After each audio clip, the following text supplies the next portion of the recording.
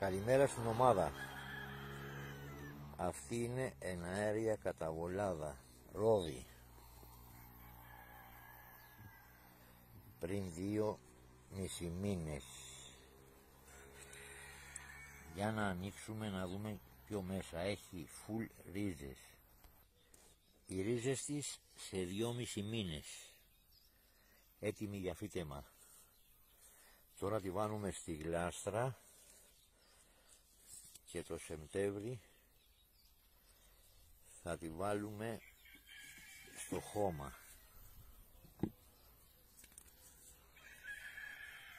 Κόβουμε λίγο εδώ, δεν χρειάζεται. Ωραία.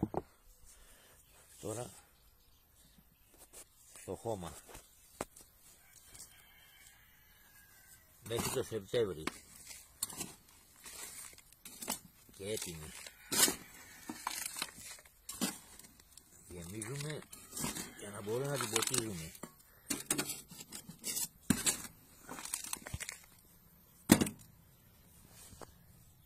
Έτοιμο δέντρο.